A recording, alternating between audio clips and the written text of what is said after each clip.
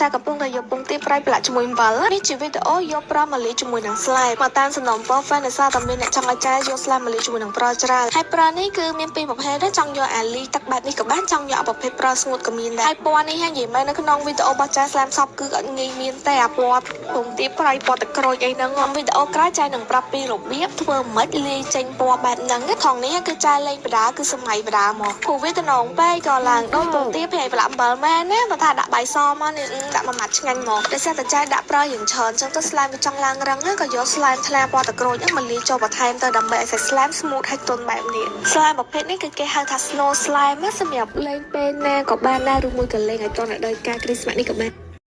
អូនញ៉ាំស្ករស្ទ្រូប៊េរីសូកូឡាតិចមើលអូខេថ្ងៃនេះមកញ៉ាំ favorite រសជាតិរបស់អ្នកលក់មកគឺរសជាតិទឹកដោះគោសម្រាប់ fan ដែលមើលវីដេអូនេះដល់ចប់ចាស់នឹងចែកស្ករស្ទ្រូប៊េរីសូកូឡានេះចំនួន4នេះម្នាក់បានមកកញ្ចប់តែមកកញ្ចប់ធំនេះមិនមែនមក